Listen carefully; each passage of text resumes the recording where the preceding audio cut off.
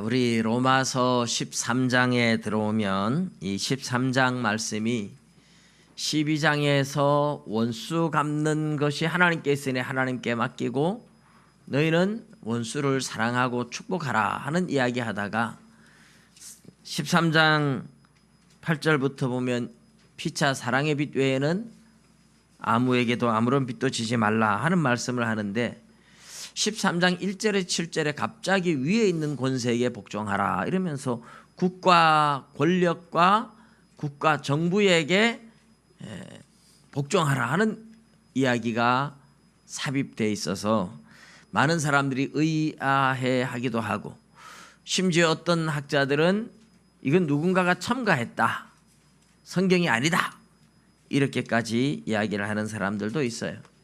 성경을 함부로 인간이 더하고 빼지도 못하고 사본에도 있는 그런 것들을 자기가 이해하지 못한다고 그렇게 말을 하면 안 되고 내가 이해하지 못하면 이해될 때까지 읽고 기도해야 되는 거죠. 하나님이 왜 이런 말씀을 갑자기 주셨는가 하는 것을.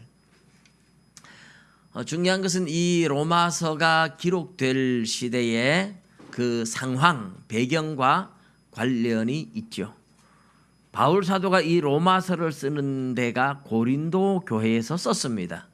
고린도 교회에서 로마까지 베베라는 여집사님이 이 로마서를 가지고 가서 전달을 했어요. 바울 사도가 3차 전도 여행을 하면서 고린도에서 헌금을 받아가지고 예루살렘에 전달을 하고 그 다음에 로마로 가려고 계획을 하고 있어요. 그래서 고린도하고 로마는 가깝고 고린도하고 예루살렘은 먼 거리입니다. 그래서 예루살렘까지 왔다가 다시 로마로 가려면 시간이 굉장히 많이 걸릴 것이라고 생각을 하고 먼저 편지를 보내는 것이 이 로마서죠. 이 편지를 받는 로마에 있는 그리스도인들은 어떤 사람들이었을까요?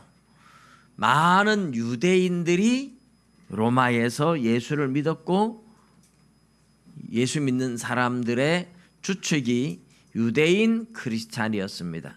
그리고 그 로마에 있는 이방인들 중에도 많은 사람이 교회 속으로 들어왔어요. 그런데 유대인들은 아주 특이한 민족이었습니다. 하나님 한 분만이 절대 잘하는 유일신 신앙을 가지고 있었잖아요. 그러다 보니까 다른 나라의 어떤 왕도 인정을 잘 하지 않았어요. 로마는 이스라엘의 원수다 이렇게 생각을 하고 그래서 이스라엘의 어떤 사람들도 로마에 세금 바치는 것조차 싫어하고 로마 황제를 너무너무 미워했어요. 로마에 살고 있으면서도 이런 상황이 우리나라하고 일본하고 관계가 좀 굉장히 닮은 꼴이 있어요. 우리나라에서 일제시대에 일본을 굉장히 싫어하고 일본에 동조하는 사람들은 일본 앞잡이 이러면서 우리가 미워했잖아요. 그러면서도 우리는 일본에 많은 사람들이 유학을 갔어요. 윤동주 시인 같은 분들도 일본에 가서 유학을 하는 중에 잡혀서 감옥에 들어갔다가 결국은 죽고 말았었죠. 너무 아까운 인재를 그렇게 우리가 잃어버린 것이 사실 너무너무 아까운 거죠. 그런데 이스라엘 백성들도 마찬가지예요. 이스라엘이 로마의 지배 아래에 있잖아요. 우리가 일본의 압제 아래에 있을 때처럼 로마의 지배 아래에 있어요. 그래서 로마에 살면서도 로마의 세금을 고분고분 잘 바치고 협조를 잘하는 이런 사람들은 매국노라고 생각하고 때로는 몰래 가서 불을 지르는 그런 사람 집에 막 불을 지르기도 하고 그런 사람들도 있었습니다. 이런 상황들을 이제 감안을 하면 로마 정부에 협조하지 않고 세금도 안 바치려고 하고 이제 이런 크리스찬들이 많이 있는 상황에서 지금 이 이야기를 하고 있습니다. 모든 권세는 하나님께로부터 나지 않음이 없다. 우리는 이 말씀의 의미를 잘 이해해야 돼요. 하나님이 허락하시지 않으시면 참새 한 마리도 땅에 떨어지지 않는다고 했잖아요. 악한 자도 악한 날에 적당하게 지으셨다고 전도서에 말씀을 해요. 그래서 이 세상에 사탄의 역사조차도 하나님의 허락 없이는 활동을 못해요. 그러니까 욥을 시험했던 마귀도 하나님의 허락 하에서 움직였죠. 그런 면에서 모든 권세와 모든 활동이 하나님의 허락 없이 이루어지는 건 없다 하는 것이 기본 전제입니다. 그래서 로마에 있는 크리스찬들한테 로마에 살면서 로마의 법에 순응하고 그 위에 있는 권세들한테 복종하고 그렇게 살아라 하는 이야기를 하고 있는 거예요. 오늘 우리는 이런 말씀을 가지고 우리 시대의 삶에 어떻게 국가에 대해서 정부에 대해서 협력을 해야 되는지, 어떤 것들은 저항하고 거부할 수 있는 건지, 어떤 것들은 협조를 해야 되는지에 대해서 함께 우리가 나누어야 할 겁니다. 성경에 우리가 참고할 수 있는 권력자들에 대한 성도들의 태도가 많이 나와 있죠. 저 오래된 옛날로 가면 애굽의 파라오, 애굽의 왕들을 바로 왕에게 모세와 아론이 하나님의 말씀을 전하며 저항을 하죠. 하나님이 우리를 보내달라고. 바로 왕의 권세도 하나님의 허락하에 있는 겁니다. 그런데 하나님께서 바로 왕의 마음을 강팍하게 해서 하나님을 두려워하지 않고 이스라엘을 계속 압제하고 있고, 이스라엘은 바로 왕의 명령에 사실 거기에 노예로 살 때는 복종할 수밖에 없었지만 모세와 아론과 함께 애굽을 탈출해 나옵니다. 애굽을 이렇게 혁명을 일으켜서 뒤집어 엎고 이런 건 아니고 애굽을 탈출해서 나오죠. 이것은 일단 하나님이 주신 권세라 할지라도 애굽의 바로 왕의 권세는 선한 권세가 아니고 하나님께 권세는 받았지만 악한 도구로 쓰임받는 왕이었어요. 악한 도구로 쓰임받는 그런 왕에게 저항하며 거부하며 애굽을 탈출해 나오는 역사를 성경에서 우리에게 보여주고 있는 것이 하나의 예입니다. 많은 것을 우리가 나눌 수는 없지만 바벨론에 끌려갔던 다니엘과 다니엘의 세 친구를 보면 우상의 제물들을 먹지 않고 우상에게 절하지 않는, 그래서 사드락과 메삭과 아벳느고가 느부갓네살 왕의 금신상에 절하지 않아서 풀무불 속에 던져 넣었는데 그 불 속에서 살아남죠. 하나님께서 지켜주시고 보호해 주시니까. 그래서 파라오 애굽의 왕이라든지 느부갓네살 왕이라든지 악한 도구로 쓰임받는 이런 왕들을 향하여 하나님이 하나님의 백성들을 보호해주고 도와주고 있고, 하나님의 백성들은 하나님의 명령을 더 중요하게 여기면서 그들에게 저항하고 있고 그들의 명령을 복종하지 않고 있는 그런 예들이 나오고 있습니다. 그렇지만 그 외에 하나님의 명령과 세상의 요구가 서로 부딪힐 때, 그럴 때 하나님의 명령을 따라갔다는 뜻입니다. 세상의 법이 하나님의 법과 서로 이렇게 부딪히지 않고 배치되지 않고 아무런 상관이 없을 때는 세상의 법을 순응하며 잘 지켜서 세상 질서를 지키고 세상의 덕을 세웠습니다마는, 세상의 법이 하나님의 명령과 정면으로 부딪힐 때는 항상 하나님의 법이 우선이었죠. 그런 대표적인 예가 베드로와 요한이 초대교회에 예수님 십자가에 못 박혀 죽으셨다 부활하시고 하늘로 올라가신 후에 전도할 때 베드로 요한을 붙잡아서 전도하지 마라 이러면서 매를 때리고 감옥에 가두고 그럽니다. 그때 베드로와 요한이 대제사장한테 한 말이 무엇입니까? 하나님 앞에서 너희 말을 듣는 것과 하나님의 말씀을 듣는 것 중에 어느 것이 옳은가 판단해라.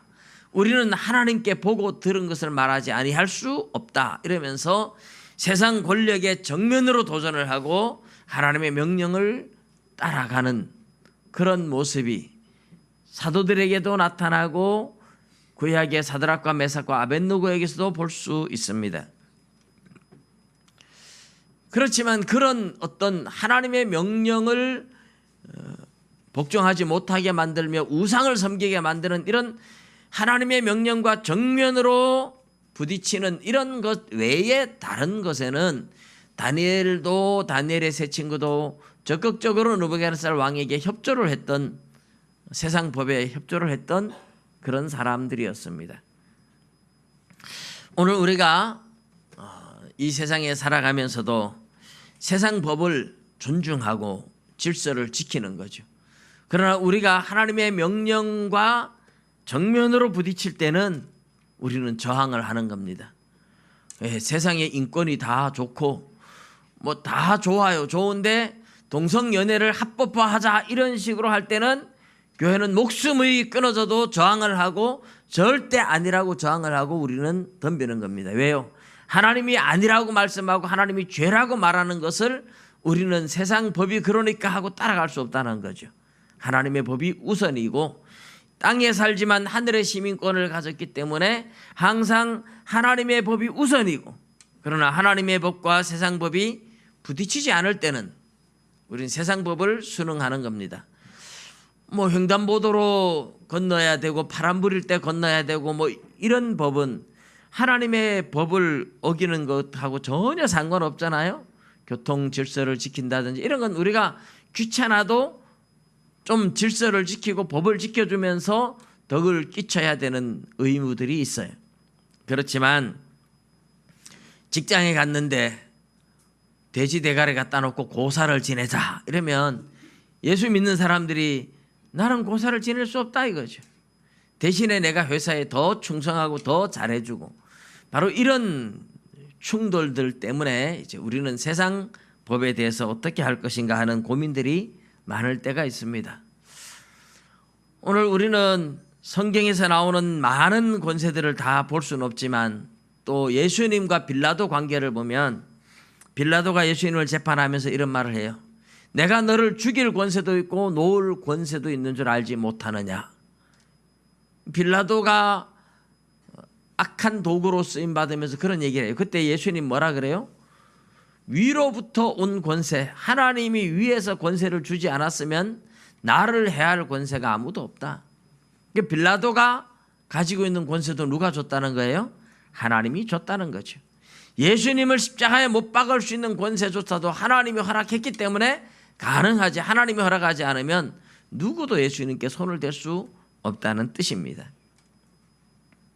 바울 사도가 전도를 하면서 유대인들한테 잡혔을 때에 로마 총독 앞에 루디아라는 천부장이 바울을 보호하고 벨릭스 총독과 베스도 총독, 아그리빠 왕 앞에 설 때가 있었습니다.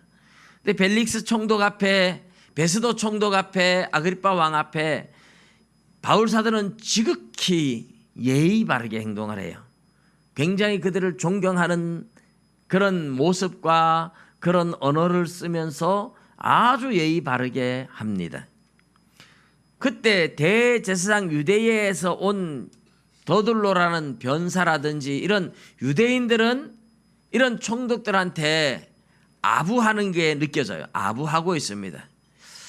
그 아부하는 모습에서는 우리가 뭔가 매국노 같은 느낌이 들어요.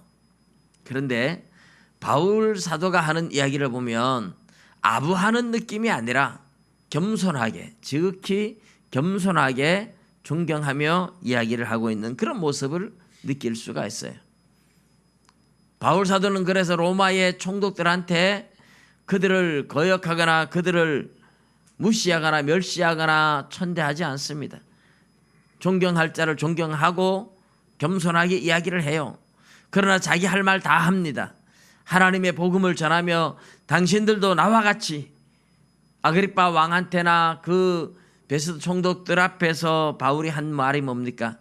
나처럼 이렇게 결박당하고 죄수로 결박당한 것 이것 빼놓고는 다 나처럼 예수 믿기를 원합니다. 이렇게 전도를 해요. 아그리빠 왕이 네가 적은 말로 권하여 나를 그리스도인 되게 하려 하는도다. 이렇게 네가 몇 마디 말 가지고 나를 전도해서 예수 믿게 만들려고 하는구나. 이러니까 말이 적으나 많으나 그게 중요한 것이 아니고 나처럼 결박당한 것 외에는 다 나처럼 예수 믿고 구원받기를 원합니다. 바울이 했던 이야기입니다. 권세자들을 대하는 바울의 태도, 바울의 모습이죠. 우리는 이런 것들이 오늘 우리 신앙의 어떤 모범이 된다고 볼 수 있습니다. 오늘 본문으로 돌아와서 보면 각 사람은 위에 있는 권세들에게 복종하라. 권세는 하나님으로부터 나지 않음이 없나니 모든 권세는 다 하나님께서 정하신 바라. 그러므로 권세를 거스르는 자는 하나님의 명을 거스름이니 거스리는 자들은 심판을 자취하리라. 우리는 권세가 하나님으로부터 왔다 하는 것을 인정해야 됩니다. 선한 왕이든 악한 왕이든 선한 도구로 쓰임받고 있든 악한 도구로 쓰임받고 있든 권세는 하나님이 주셨어요.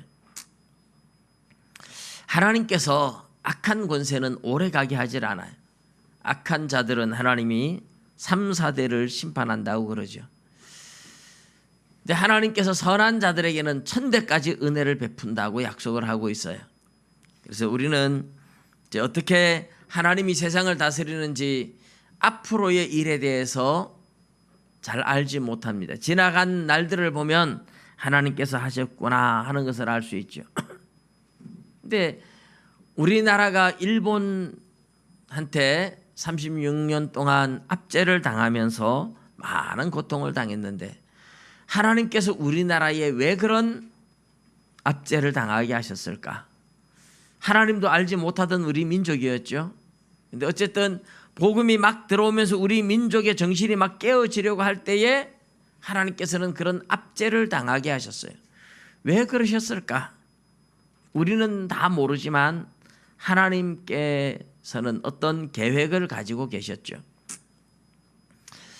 일본의 압제를 당한다는 것, 우리 민족한테는 너무나 슬픔이고 아픔이고 고통이었고 그 바람에 일본을 별로 좋아하지 않습니다. 저도 예수 믿고 목사가 되었지만 일본 사람들을 전도하고 그 영혼들은 불쌍하다는 생각이 들지만 일본이 별로 좋지는 않아요. 우리가 대마도는 우리 땅이라고 말할까 봐 그 말 못하게 하려고 독도는 우리 땅, 독도는 우리 땅 아닌 걸 뻔히 알면서도 독도는 우리 땅이라고 계속 우기고 있어요. 사실 독도도 우리 땅, 대마도도 우리 땅입니다. 근데 우리는 대마도는 우리 땅 한마디도 안 하는데 자기들이 지레 겁먹고 대마도는 우리 땅 이렇게 말할까 봐 독도까지 자꾸 자기 땅이라고. 자기들은 독도를 뺏으려고 하는 게 목적이 아니에요. 그렇게 말함으로 대마도는 아예 말도 못 꺼내게 하는데 주 목적이 있는 것 같아요. 여러분 역사를 보면 대마도는 분명히 우리 땅이었습니다. 우리는 그런데 한마디도 말 안 하고 있어요. 사람을 미워할 수 없고 원수도 하나님께 맡기라고 했기 때문에 우리는 원수처럼 대하지 않고 불쌍히 여기고 복음도 전하고 해야 되는 것은 맞습니다. 그런 압제들에 대한 아픔의 역사들을 우리가 교훈 삼아서 다시 그런 일들이 생기지 않아야 되겠죠. 근데 왜 하나님이 그렇게 하셨을까? 일제시대를 통과하면서 우리 민족에게 있었던 일들이 무슨 일들이 일어났을까? 우리가 살펴보면 참 많은 일들이 있었습니다. 근데 하나님이 복음을 모를 때 벌을 내리거나 징계하진 않아요. 성경에도 보면 꼭 복음을 깨우치고 정신 차릴 때쯤 되면 이제 하나님이 벌을 내려요. 여러분 아이들을 키울 때에 똥오줌 못 가리는 애기한테 기저귀에 똥 쌌다 바지에 똥 쌌다 야단치는 법 없잖아요. 말귀를 알아들을 때 바지에 똥 싸고 하면 야단도 치고 매도 때리고 막 그렇게 하거든요. 하나님이 이스라엘을 벌하실 때도 보면요. 제일 열심히 개혁한 왕이 요시야 왕입니다. 요시야 왕이 개혁을 하는데 그때야 하나님께서는 유다 나라가 애굽에게 바벨론에게 공격을 당하면서 무너지게 해요. 그동안 수많은 우상 숭배를 하고 므낫세 왕은 얼마나 우상 숭배를 많이 했는지 몰라요. 므낫세의 아들 아몬 왕 역시 많은 우상 숭배를 합니다. 그런데 하나님은 그때는 놔뒀어요. 그런데 요시야가 하나님의 율법책을 발견하고 나서 우리가 하나님의 말씀을 어겼구나 하고 깨닫고 회개하고 온 나라를 개혁하는데, 그때야 하나님이 그래 너희들 잘못된 거 이제 알겠느냐 하고 그때 이제 벌을 내리기 시작해요. 하나님은 알아들을 귀가 있을 때 벌을 내리시더라고요. 북이스라엘 왕을 보면, 이 남유다가 그렇지만은 북이스라엘도 그래요. 여로보암이라는 왕이 초대 왕인데 하나님이 처음으로 세워줬어요. 그런데 여로보암의 아들 나답이 우상 숭배를 하고, 그때 하나님이 쓸어버리고 반란이 일어난 게 바사 장군이 반란을 일으켜서 그 아들 엘라까지 또 우상 숭배해서 또 무너지고, 시므리가 또 반란을 일으켰는데 7일 만에 오므리한테 패하고, 그러면서 오므리 왕가가 들어섭니다. 오므리 왕은 그 아들 아합에게, 그리고 그 아들 아하시아와 그 아들 요람, 이 요람까지 4명이, 대수로는 3대지만 4명이 오므리 왕조를 이룰 때 얼마나 우상 숭배를 많이 했는지 몰라요. 물론 그때 아람 나라를 통해서 공격이 많이 쳐들어오기는 하지만 엘리야와 엘리사 때문에 하나님께서 많이 지켜주셨어요. 그런데 북이스라엘에서 유일하게 하나님이 기름 부어서 세운 왕이 오므리 왕조를 무너뜨린 예후 왕이죠. 그 예후 왕조가 4대 가고 4대 후에 살룸이라는 장군이 반란을 일으켜서 6개월 왕위 하다가 무너집니다. 그 다음에 므나헴 왕조, 베가 왕조, 호세아 왕조에 가서 나라가 아수르한테 완전히 망하게 됩니다. 그런데 그 중간에 있는 예후가 유일하게 엘리사가 사환을 보내서 기름을 부어서 왕으로 세워요. 그리고 예후가 개혁을 합니다. 아합 집안의 족속을 하나님의 명령대로 싹 쓸어버립니다. 그리고 바알의 제사장들 싹 불러가지고 바알을 위하여 큰 성회를 연다 그래가지고 가짜로 그래가지고 바알 제사장들 다 모아가지고 바알한테 제사 드릴 때 80명의 군사를 보내가지고 싹 다 죽입니다. 엄청난 개혁을 일으키며 바알 선지자, 아세라 선지자, 바알상 다 부숴버립니다. 그런데 예후가 금송아지 하나는 못 버렸어요. 그렇지만 엄청난 개혁을 일으켜요. 그때 하나님께서 이스라엘을 칩니다. 하사엘 왕을 불러서 베나닷 왕을 죽이고 왕권을 차지한 하사엘 장군이 아람의 왕이 되어가지고 그때의 길르앗 땅을 공격해가지고 길르앗 땅을 빼앗고 이스라엘을 찢고 나눈다 그래요. 그러니까 하나님께서 예후가 개혁을 하는데 이제 말귀를 좀 알아들었으니 그동안 지은 죄에 대해서 벌을 받아야 된다. 하나님 그러고 계신 거예요. 성경에 나오는 그런 것들을 우리가 보면 하나님을 잘 믿는 사람들, 하나님을 잘 믿는 사람들일수록 하나님께서 더 사랑해서 간섭을 많이 하고 작은 죄를 지어도 더 징계도 하고 이렇게 합니다. 그래서 여러분 예수 믿는 사람이 누가 아프고 병들고 이러면 뭐 죄 지어서 벌 받았구나 이렇게 생각하시면 안 돼요. 죄 없는 사람 없지만 하나님이 저 사람은 특별히 더 사랑하는구나, 더 하나님을 사랑하고 하나님을 잘 믿는 사람이구나 이렇게 생각을 하셔야 돼요. 하나님을 잘 믿는 사람일수록 하나님이 더 간섭을 예민하게 하신다는 뜻입니다. 그런데 어쨌든 우리나라 이야기를 하다 보니 그런데 우리나라도 복음이 들어오고 나서 복음을 통해서 이제 개화가 되기 시작할 때 하나님이 징계를 내린 것 같아요. 조선시대에 수많은 당파 싸움을 하며 수많은 우상 숭배를 해왔던 그 죄에 대해서 하나님이 징계를 내리신 게 아닐까 그런 생각이 들어요. 그렇게 교회를 또 한편으로는 징계를 내리지만 교회를 통해서 부흥을 일으키며 회개하게 만드는데 신사참배를 가결하면서 하나님 앞에 또 죄를 지어서 남북으로 갈라서 또 6.25 전쟁이 일어나고 공산주의한테 이렇게 민족이 고통을 당하게 하시는 것도 하나님이 그런 의도가 아닐까. 제가 지금 이렇게 말씀드리는 것은 우리나라의 역사에 대해서 뭐 다 안다고 얘기하는 것도 아니고 하나님의 계획이 뭐다 이렇게 다 말하는 것이 아니라 하나님께서 다스려가는 원리에 대해서 큰 틀에서 이야기를 하는 겁니다. 오늘 본문도 하나님께서 큰 틀에서 모든 권세는 하나님이 주셨다는 것을 인정해라, 그렇게 말씀을 하시는 거예요.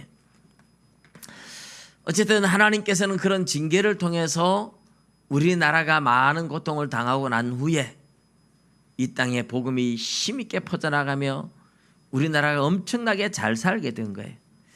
하나님이 징계를 내리고 난 후에 징계가 끝나면 하나님이 회복시켜주고 복을 주시거든요. 우리나라가 지금은 많은 복을 받았다고 말할 수 있습니다. 그런데 하나님의 복을 받고 잘 먹고 잘 살고 나면 인간들은 꼭 타락해요. 우리는 60년대, 50년대, 60년대, 70년대 너무너무 가난하다가 지금 엄청나게 잘 살게 되었지만 오히려 감사를 잃어버리고 더 교만해지고 더 타락하게 된 우리 모습은 역사 속에 있었던 백성들, 성경에 나온 잘 먹고 잘 살고 은혜 받았을 때에 교만해지고 타락했던 그런 백성들의 모습과 조금도 다를 바가 없는 모습을 봅니다. 그래서 우리는 많이 회개해야 돼요. 정신을 차려야 되고 작은 일에도 감사해야 되고, 근데 그렇지를 못해요. 우리는 우리나라 정권이 진보 정권, 보수 정권 나뉠 때마다 우리는 극단적으로 서로를 미워하고 있는 것이 이게 안타까움입니다. 목사님들 중에서도 진보 쪽에 있는 목사님들, 보수 쪽에 있는 목사님들이 있어요. 그래서 제가 그 목사님들이 너무 극단적으로 대통령을 향해서 막 비난을 할 때 제가 그런 얘기를 합니다. 너무 그렇게 몰아붙이지 마시오. 예수 믿는 사람이 하나님의 손에 달렸다는 것을 믿는다면 그렇게 극단적으로 죽일 놈이라고 말하지 말고 하나님이 불쌍히 여겨주기를 바라고 기도해야 되지 않겠습니까? 진보 쪽에 있는 분들이 대통령들을 향해서 이명박 대통령, 박근혜 대통령을 이름도 불러주지 않았어요. 우리나라의 대통령을 향해서, 우리나라의 국민이 뽑은 대통령을 향해서 이상한 욕설과 짐승으로 비유하는 이런 것들은 듣기가 참 거북했어요. 지금 현재 대통령을 향해서도 똑같이 우리가 너무 비난하고 그렇게 하시면 안 되고, 우리는 모든 권세가 하나님으로부터 왔고 하나님이 이런 권세를 주셨다면 이것은 이 나라에 뭔가 하나님의 교회들이 잘못한 것이 있기 때문에 징계를 내리려고 한 것일 수도 있고 축복을 하려고 하시는 것일 수도 있다. 우리는 그렇게 생각을 하셔야 돼요. 그래서 오늘 본문에서 나오는 대로 권세는 위로부터 왔다. 그것을 인정하고 존중할 자를 존중하고 존경할 자를 존경하고 세금 낼 거 세금 내라고 이야기를 하는 거죠. 이 권세가 위로부터 왔다는 것, 이것을 인정한다면 우리는 존중하고 존경하라고 이야기를 합니다. 그런데 위에서부터 왔다는 것을 말하면서 붙이는 이야기들이 있죠. 중요한 이야기입니다. 다스리는 자들은 선한 일에 대하여 두려움이 되지 않고 악한 일에 대하여 되나니 네가 권세를 두려워하지 아니하려느냐. 선을 행하라, 그리하면 그에게 칭찬을 받으리라. 그는 하나님의 사역자가 되어 내게 선을 베푸는 자니라. 그러나 네가 악을 행하거든 두려워하라. 그가 공연히 칼을 가지지 아니하였으니 곧 하나님의 사역자가 되어 악을 행하는 자에게 진노하심을 따라 보응하는 자니라. 이 무슨 이야기입니까? 나라의 권력이 악한 권력이냐 선한 권력이냐, 이게 악의 도구냐 선한 도구냐, 지금 이런 것들을 얘기하는 건 아니에요. 큰 틀에서 하나님으로부터 권세가 왔고 그들이 하나님의 사역자가 되어서 악을 통제하고 질서를 지키고 선을 권장하는 그런 역할을 정부가 한다는 뜻입니다. 여러분, 우리는 지금 정부의 혜택을 많이 보고 있죠. 예를 들어서 우리가 세금을 내는 것들은 우리가 당연히 해야 할 의무이겠지만 우리가 뭐 하다못해 이렇게 전기를 쓰고 있는 것, 수도를 쓰고 있는 것, 이런 것도 정부라는 조직과 그 정부라는 이 체계 안에서 정부가 조절을 하고 있는 거예요. 전기도 우리는 전기가 끊어지고 그러면 막 얼마나 원망을 합니까? 근데 정부에서 최대한 빨리 전기 빨리 복구시켜라, 수도 빨리 복구시켜라. 정부가 하는 일들 아닙니까? 교통사고 나면 경찰들이 와가지고 수습을 해주고 다 정부가 하는 일입니다.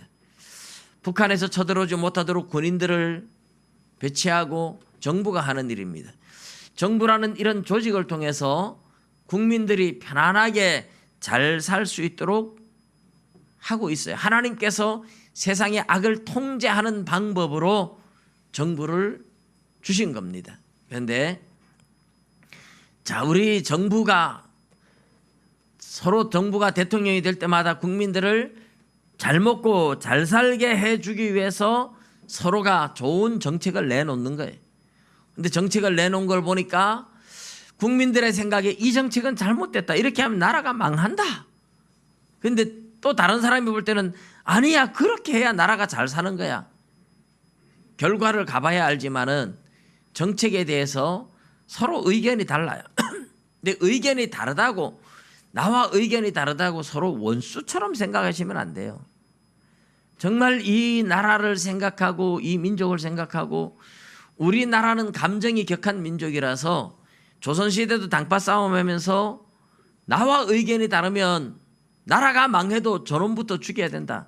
나라가 망해도 저놈만 죽이면 나는데, 이런 식으로 우리는 극단적인 선택을 해온 민족이죠. 그래서 임진왜란이 일어날 때도 일본에 갔다 왔잖아요. 갔다 와서 일본이 침략 준비를 하고 있다는 걸 다 알았잖아요. 한쪽에서 군사 키워야 됩니다. 일본이 준비하고 있습니다. 그러니까 뻔히 알면서도 나와 다른 사람이 말하니까 무조건 반대를 위한 반대를 했잖아요. 여러분, 오늘날 우리 이런 민족의 근성이 교회 속에도 있어요. 교회 속에서도 나와 다르면 반대를 위한 반대, 영혼이 죽든 말든 하나님이 뭐라고 하든 말든 반대를 위한 반대, 이런 사람들이 가끔 있을 때가 있어요. 정말 무서워야 돼요.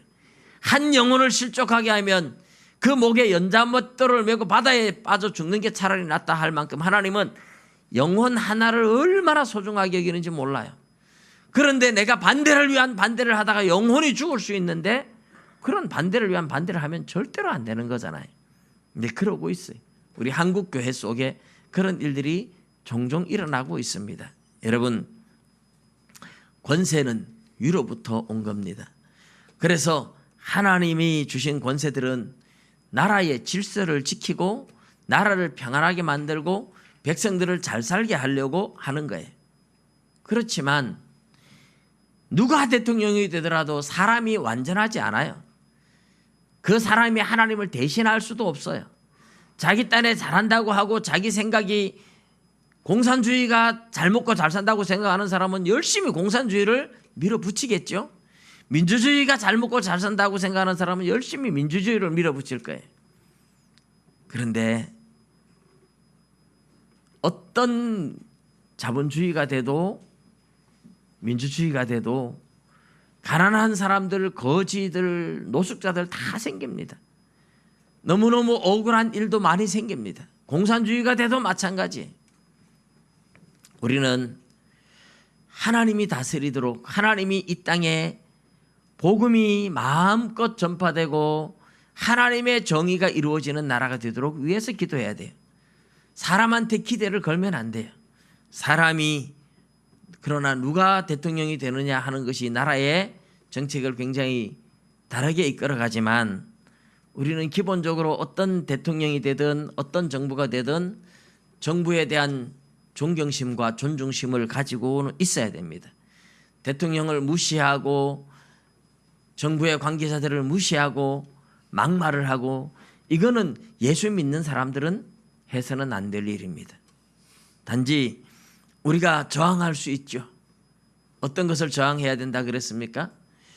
우상 숭배를 하게 한다든지, 동성연애 같은 것을 부추긴다든지, 하나님을 대적하는 일들을 하는 그런 경우에는 우리는 저항해야 돼요. 정부가 악의 도구가 되어서 악을 행할 때는 우리가 그건 아니라고 우리가 목소리를 높일 수 있어야 돼요. 그렇다고 해서 혁명의 방법을, 어떨 때는 혁명이 필요할 때가 있을 수도 있을 거예요. 상황에 따라서 하나님이 그런 기회를 주실 때도 있을 거예요. 그러나 기본적으로 그리스도인들은 폭력적인 방법을 사용하지 않습니다. 예수님을 잡으러 온 사람들을 베드로가 칼을 빼서 말고라는 종의 오른쪽 귀를 떨어뜨릴 때 예수님 뭐라 그래요? 칼을 도로 꽂아 넣어라. 칼을 쓰는 자는 칼로 망한다. 예수님은 사랑을 통해서 세상을 변화시켰지 힘을 통해서 폭력을 통해서 세상을 변화시킨 분이 아니었고, 오늘날 그리스도인들에게도 하나님은 폭력이 아닌 사랑으로 세상을 변화시키기를 원하죠. 근데 사실 여러분, 우리 지금 전 세계적으로 거의 폭력적인 방법이 동원되고 있고, 이 민주노총이라든지 이런 노동운동들이 일어난 것은 우리 기독교를 잘못 오해해서, 예수님을 오해해서 생긴 기독교에서 출발한 정신입니다. 독일의 몰트만이라는 신학자, 불트만이라는 신학자가 성경에서 예수님이 일으킨 기적은 다 제자들이 꾸며낸 신화다, 가짜다 이렇게 말하면서 신화는 제거해내고 예수님의 순수한 가르침만 가르쳐야 된다. 불트만이라는 신학자가 그렇게 얘기했어요. 예수님이 하나님의 아들이 아니고 예수님이 부활이 없고 천국 지옥이 없고 기적이 없다고 말하는 불트만의 이야기를 듣고 그 영향을 받는 사람들이 한 걸음 더 나아간 겁니다. 몰트만이라는 사람이, 그러면 예수님은 부활을 하지 않았다면 왜 부활을 말했겠느냐? 뭔가 사람들한테 부활의 소망을 주기 위해서, 뭔가 사람들한테 희망을 주기 위해서 그런 얘기를 안 했겠느냐? 그래서 소망의 신학이라는 신학을 만들었어요. 이 소망의 신학은 가난한 노동자들, 서민들, 거지들을 소망을 주자. 어떻게? 너희들이 한 사람 한 사람 약해도 힘을 모으면 강해진다 이거죠. 노동자들이 힘을 합해서 단체 운동을 통해서 데모를 하고 그렇게 일어나면 된다. 이게 남미에 가서 해방신학이 되었고, 그때 남미의 아르헨티나나 모든 나라들이 한참 경제성장이 일어나다가 해방신학이 들어가서 노동운동이 일어나면서 계속 데모를 하면서 남미의 경제가 그대로 주저앉고 말았습니다. 사실 이 노동자들이 잘 먹고 잘 살겠다고 데모를 했지만 그것이 결국은 나라의 경제를 다 무너뜨리며 함께 가난한 나라로 만들어버리고 말았죠. 이 노동운동이 우리나라에 80년대 들어와서 도시산업선교회라는 이름으로, 민중신학이라는 이름으로 회사마다 노조가 생겼습니다. 저도 노조가 필요하다고 생각을 해요. 어느 정도 권력자들이나 부자들이 노동자들을 너무 착취하는 것에 대해서는 우리가 저항할 수 있어야 된다고 생각을 해요. 그러나 이 노조가 너무 무분별하게 일어나면서 우리나라의 경제의 발목을 잡는 경우도 많죠.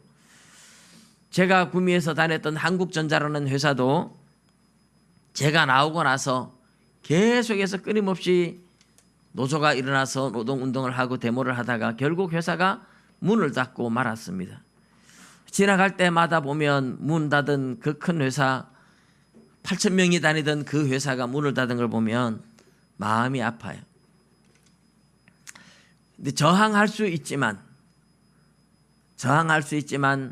정말 악에 대해서 저항할 수 있고 하지만 기본적으로 가난한 사람들이 힘을 모아서 데모를 해서 잘 먹고 잘 살고 회사를 뺏고 그런 폭력적인 방법을 하나님은 가르친 적이 없어요. 사랑으로 세상을 변화시켜 나가는 그것이 성경 정신이고, 예수님도 우리를 살리기 위해서, 우리에게 사랑하고 우리를 살리기 위해서 십자가에서 스스로 목숨까지 바치며 죽어주셨던 겁니다. 이런 정신들을 한 단계 더 나아가서 뭐라고 말하느냐. 5절에 보면 그러므로 복종하지 아니할 수 없으니 진노 때문에 할 것이 아니라 양심을 따라 할 것이라 이랬어요. 양심을 따라 할 것이라. 자, 우리가 위로부터 온 권력이고 정부에게 순응하고 복종하고 존경하고 세금 낼 거 내고 다 하는데 여기에 권세가 하나님께로부터 왔다라는 것 때문만이 아니라 그것보다 더 중요한 것은 양심을 따라하라 그랬어요. 양심. 내 양심에 내가 이렇게 하는 것이 옳은가? 살아있는 양심이라면 사실 우리의 양심도 죽었어요. 죄를 짓고 우리의 양심도 죽었어요. 그래서 내가 이렇게 폭력을 휘두르며 내가 이렇게 회사를 부수고 정부를 부수고 이게 양심적이다고 생각하는 사람들도 있어요. 그런 양심은 죽은 양심이에요. 성경에서 말하고 있는 양심은 그런 양심이 아니에요. 악을 행하지 않아야 된다는 양심을 말하는 거죠. 그러니까 권력자들이 악을 행한 사람들한테 벌을 내리는데 내가 양심을 따라 스스로 악을 행하지 않으면 권력자들한테도 저절로 순응하고 복종하는 것이 되는 셈이지요. 그래서 우리 양심을 따라 악을 행하지 말아야 된다. 복종하고 순종하고 나라에 협조하는 이런 정신들이 우리 양심에 비추어 봐서 부끄럽지 않아야 되기 때문에 양심껏 살아가면 저절로 그렇게 된다는 거예요. 그런데 저항하는 것도 마찬가지예요. 우리 스스로의 양심에 비추어서 정부가 우상숭배를 권장하는구나. 그 내 양심이, 신앙 양심이 용납하지 않죠. 저항할 수밖에 없죠. 동성애를 부추기는구나. 우리 신앙 양심이 들고 일어나요. 저항할 수밖에 없어요. 세상 정부가 정말 악을 행하고 악을 부추기고 있다. 그럴 때는 그리스도인의 양심이 그냥 있을 수 없어요. 나라에 저항하는 거예요. 그래서 여러분, 우리가 오늘 본문에 하나님이 주신 권세를 인정하고 나라에 최대한 우리가 나라를 존중하고 정부를 존중하고 법과 질서를 따라줘야 하는 것이 그리스도인의 양심에 따라서 해야 하는 것이다.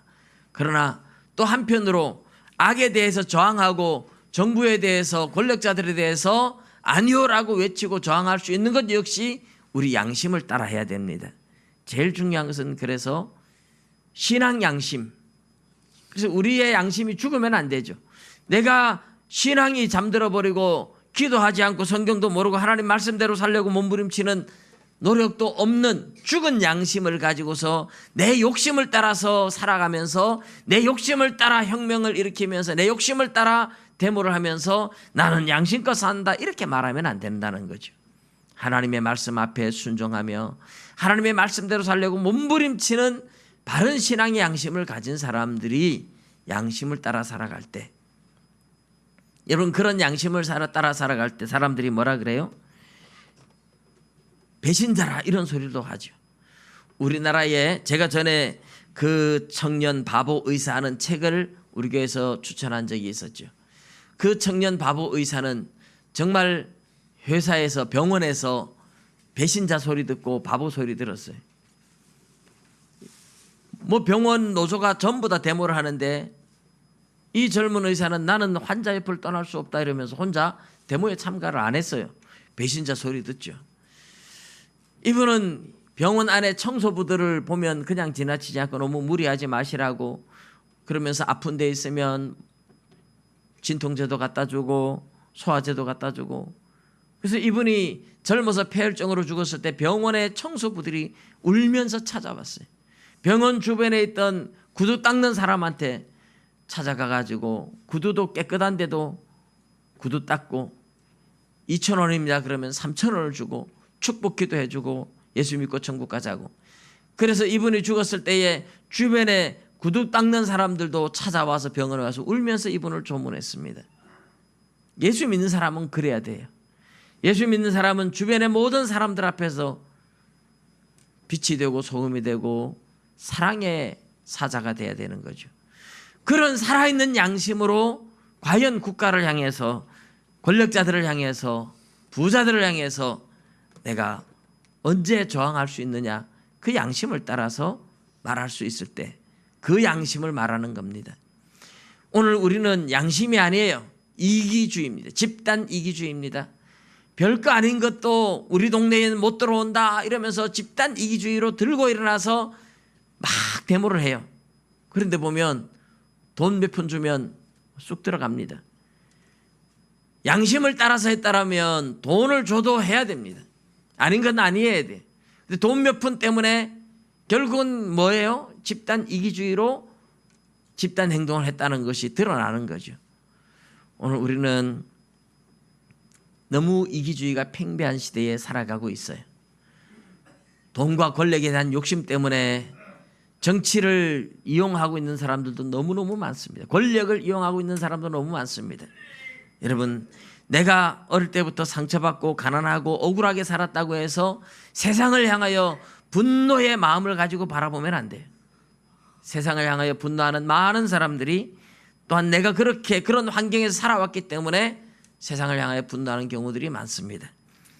오늘 좀 길어서 죄송합니다만은 꼭 우리 양심이 신앙 양심이 깨어 있어야 돼요. 신앙 양심이 살아 있어야 돼요. 그리고 우리 양심껏 때로는 국가에 대해서 저항할 수도 있지만 기본적으로 하나님이 주신 권세와 하나님이 주신 권력에 대해서 존중하고 인정하고 선을 장려하는 권력들에게 순종하며 존중하는 마음을 가져야 됩니다. 우리의 양심을 거스리는 신앙적으로 용납할 수 없는 악을 행할 때는 아니오라고 목숨이 떨어져도 아니오라고 용기 있게 말할 수 있는 양심, 우리의 신앙 양심이 살아날 수 있기를 주님의 이름으로 축복합니다. 기도드리겠습니다.